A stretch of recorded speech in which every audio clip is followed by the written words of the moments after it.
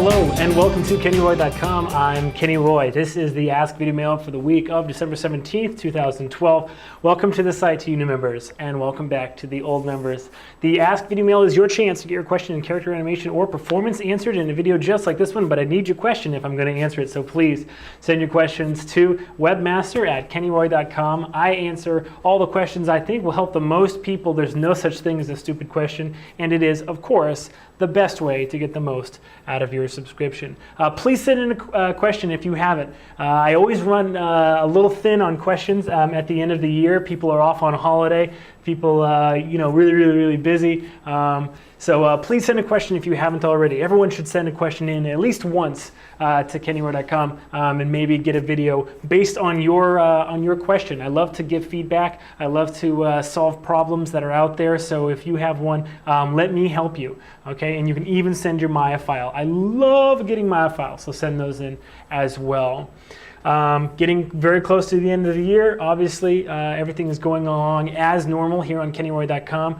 No interruption in what's going on. So that's just how I roll. Doesn't matter. Doesn't matter. We could have a flood. Well, I'm on the second floor, so I don't think it would affect me. And I'm on a hill here at the studio. But still, if there was a flood, you'd still get your video. All right, so don't worry about that. Last week, the video mail was a workflow question. This is a workflow question as well. Even if it's not specifically phrased as a workflow question, I interpret as many of the Ask Video Mails as workflow questions as I can. And that's because when I was when I was teaching the lower classes at Animation Mentor, just a little bit of an anecdote here for you.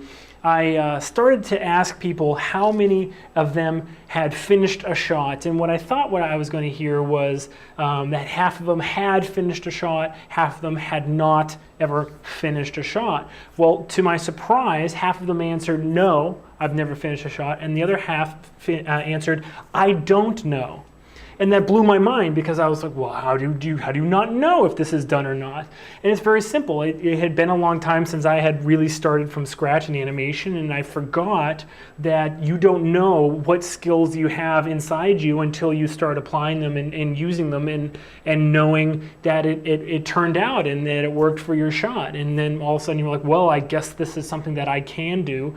This shot wasn't done, and now it's a little bit closer to done, but is there something else like that I can do to make it better? And after that, is there something else? And why doesn't it look exactly like what I planned it to look like in my head? How come I can't do the animation that's awesome in my head? Well, the answer to all those questions is workflow. And what workflow basically is the start to finish process that you follow every single time you do a shot. There's no question mark over your head before you begin your shot, because you know exactly what you're going to do.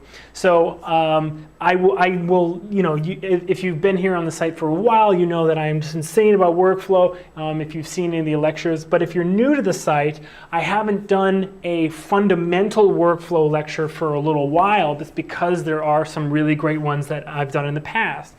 Check out the advanced workflow lecture. It was one of the first ones I ever did on the site.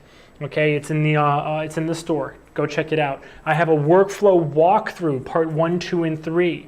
I have a snappy dialogue walkthrough, parts 1 and 2.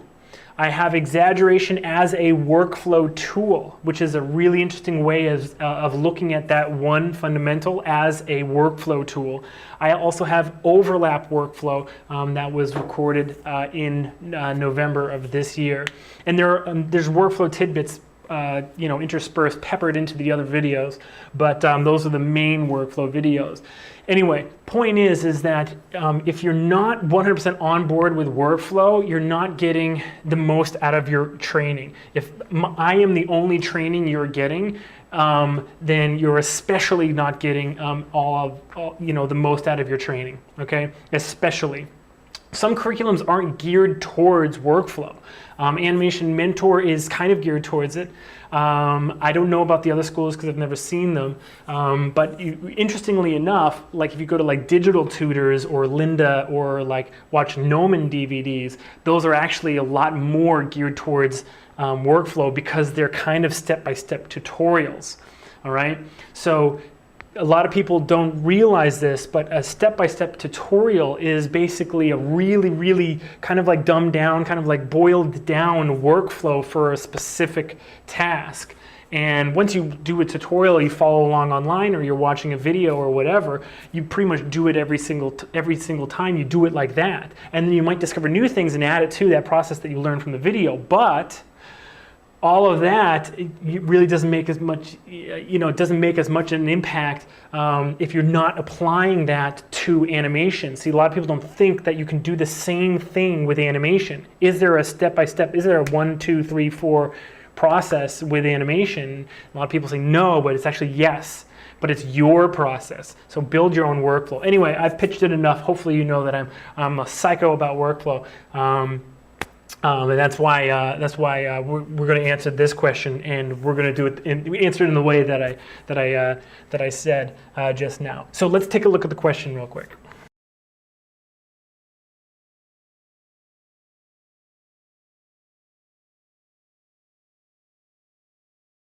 Okay, so the English is a little broken here, and hopefully I'm interpreting correctly, and then I'm turning into a workflow question, so there's a little bit of translation going on. But anyway, you're trying to do a nature walk. I imagine what you mean is kind of like just a natural walk that is either funny or sad or proud. So you're trying to make almost a vanilla walk that you can turn into a character walk. You can add emotion to it. That's what I'm interpreting it as, and that's a very common cycle to do, is the very low keyframe vanilla walk cycle, and where to start correctly and how to avoid problems in the graph editor. Okay, so absolutely first thing right off the bat is that you need to establish the stride length of your walk cycle.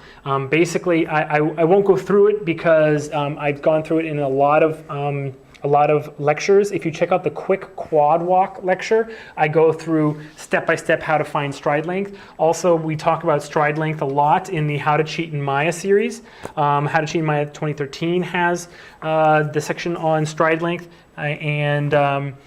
basically you can find that all over the place. I've said it time and time and time again. But the first thing you have to do is you find a stride length anytime you're doing any cycle. That way you know that it's going to repeat, that cycle is going to work perfectly. It's never, the feet are never going to start like, walking away from the hips, and you get like weird mismatched distances, down the road or anything like that. So that's the very first thing you do is stride length. Once you've found your stride length, well, your stride length should be a nice, natural length so that the person is walking nicely. And another thing is that you can get a lot of the kind of movement that you need from very, very, very few controllers. So for a walk cycle, I like to I get the stride length, which means that I'm getting the Z world translation for the hips and both feet. And then I like to do up and down on the hips, the waist, or the root, whatever it's called on your rig, depending if your rig has separate waist and hips that you can move like this, or sometimes it's just one control and it's called the root, depending on what it is, just that main body control. I like to do up and down on that.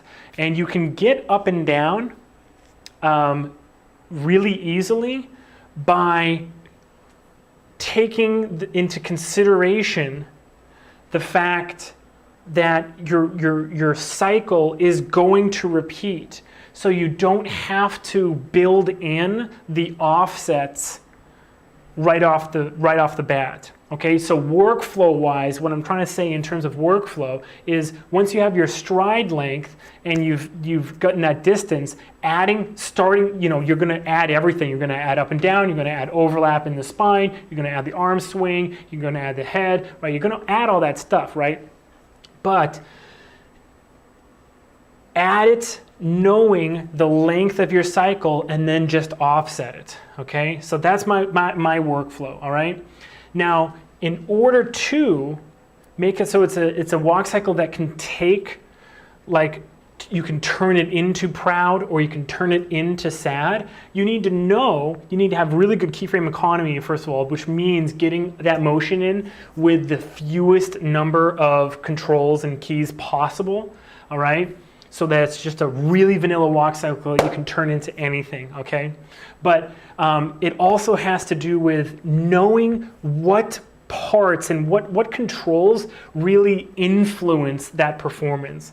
So for instance, in the workflow lecture, I talk about adjusting a walk cycle that's kind of like this into a really sad walk. So he's kind of like glum, but then it's like, oh, it's really sad. What controlled that walk cycle was the overlap in the spine, right? So that one change really pushed it towards sad, right? So in your walk cycle, you need to know, okay, well, what do I change to make it from happy to sad or proud or whatever? Well, what would be proud? Proud would be probably walking a little bit taller than you would, chest out, and then a lot of swing in your arms, right? And maybe your feet are going to hang in air a little bit longer and come faster down. So you're putting your foot out there and you're stepping, and then you're stepping, you know, you're almost stomping instead of like that nice smooth kind of thing. You're kind of like really coming down on those feet, on those steps. You know what I mean? Sorry, I kicked my shoes. Let's get some water. Check that out. Isn't that cool? I got this for Christmas. It clips onto your desk. No more knocking my drink over. Right? So knowing what controls that. So that's basically, and after you've added that, it's just adding little tweaks here and there. So the workflow itself is very simple. Stride length, start adding the main body movements using your knowledge of how long that cycle is and offsetting.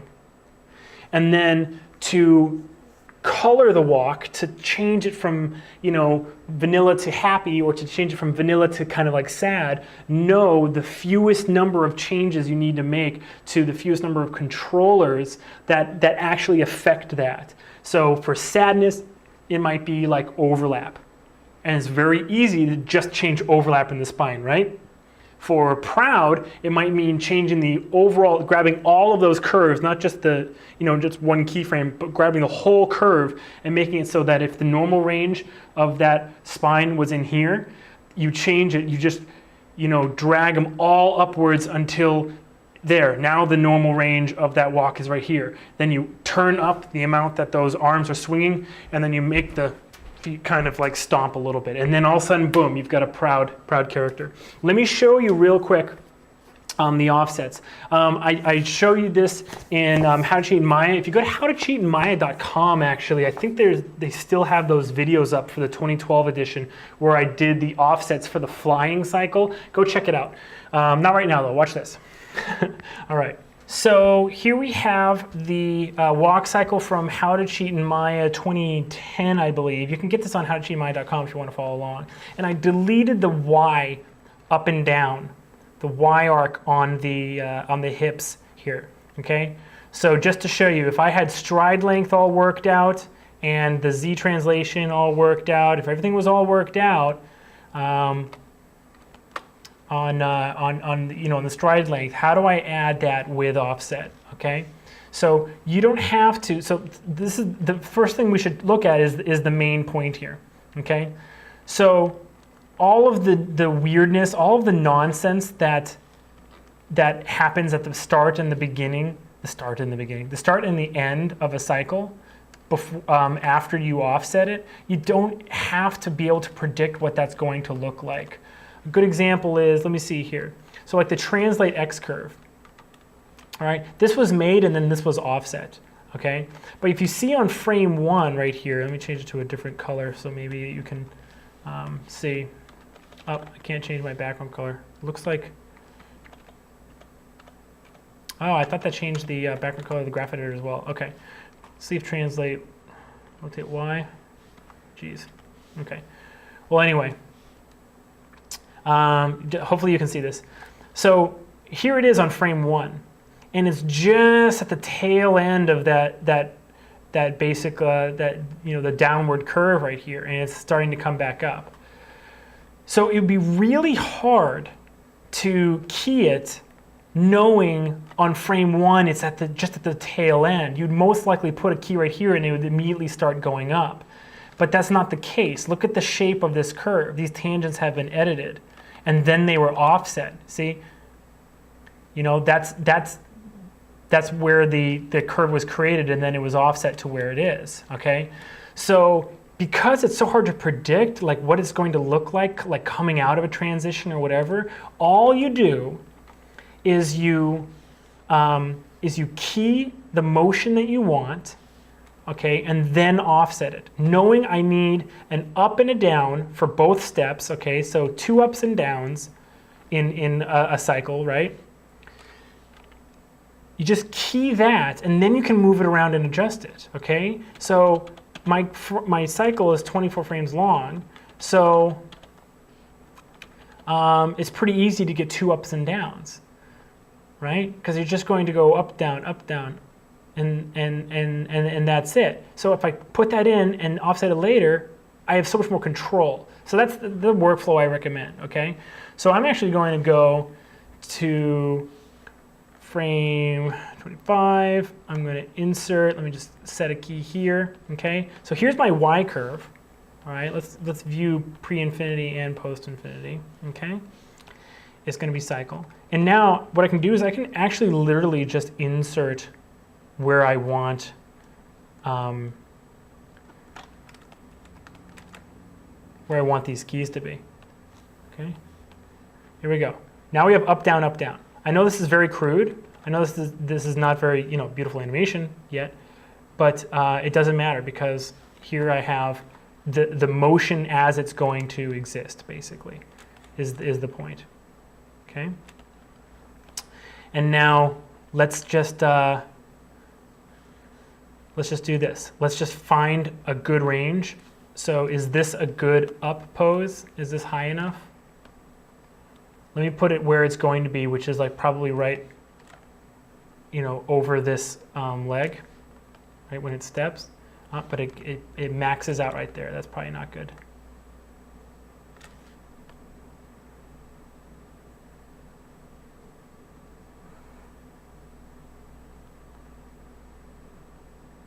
Okay, and now let's maybe drop this down a little bit. And now, since we've decided on the range that we want in our hips, now we can just offset it. We can watch this animation and say, is he going up and down a little bit too early? Is it too in front of the action, or is it too behind the action? Right? So let's see.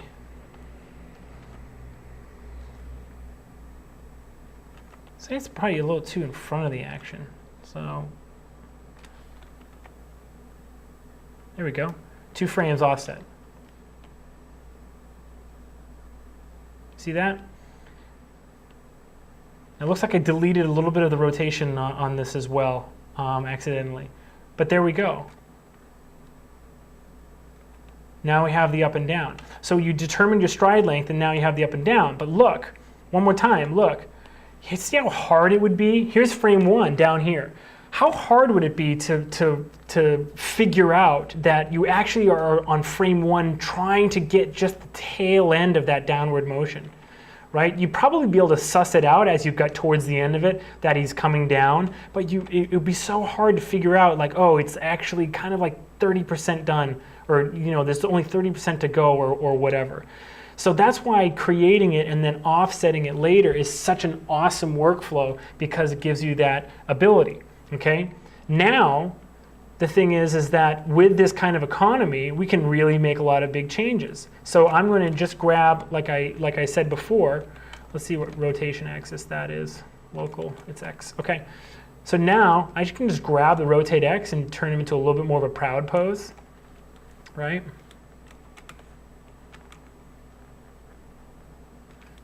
Grab this whole thing and have him leaned a little bit further back. His neck and head should be leaned a little bit further back.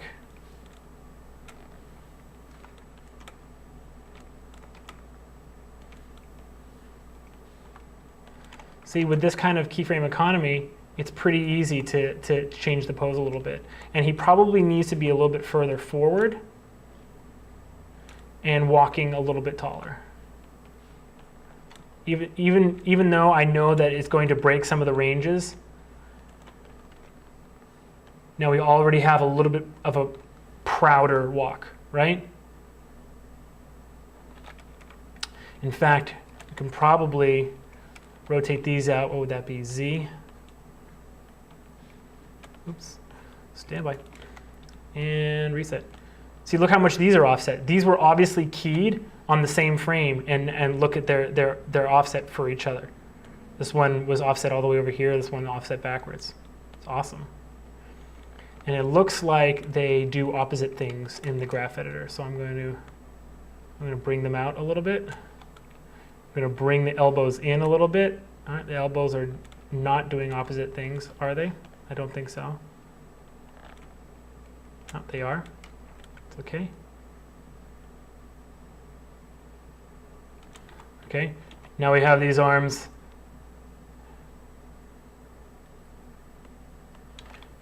And these can probably swing in X a lot more as well.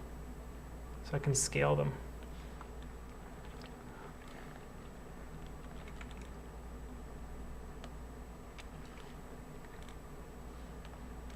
What's this one doing? All right.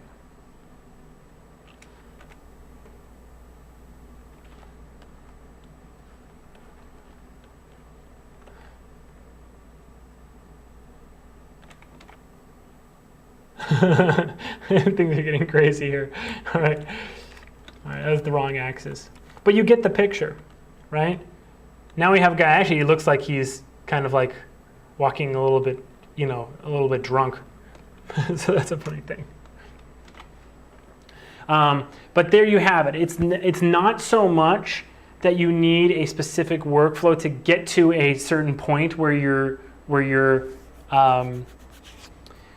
can more easily do one sort of type of walk. Like this is like a funny walk workflow. Not at all. Stride length first and foremost, absolutely. And then start doing the main controls like the waist or the root, whatever it's called, and just go down the line, creating the animation that you want and then offsetting it. Don't worry about where the timing is, because you'll get so quick at just like, okay, now it's waist, up and down, slide it where it needs to go. Now it's waist, like overlap, just in the waist. Okay, just like all those curves, you'll slide them around. It'll go very, very, very, very fast. From that point, once you have all of those in there, it's just, you saw me, I got a little carried away, I'm sorry, but you saw me grab these and say like, okay, I want him to be a little bit more forward over his hips, I want him to be leaned back, whatever. I was just grabbing entire curves. I wasn't messing with poses. I wasn't messing with, like just like moving like tiny little things one at a time and like checking it and whatever. No. I know exactly the animation that's in there and how it's offset and how I can just like mix it all around to get the kind of walk that I want. So that's the workflow I definitely recommend for turning a natural walk or a vanilla walk into like happy or sad or proud or whatever. I hope that answers your question. Check out those other lectures that I mentioned because there's a lot more information in there. Don't go home without it, okay? Cool. Great question. Please send more questions. For some reason, maybe it's because everyone's on holiday or whatever, taking a break from animation, but I'm always thin at the end of the year, so please send them in. And if you haven't already sent a question in on Caneware.com, now is the time. Come on, make a New Year's resolution to do well, all right? Good luck on your animation. As always, rock on.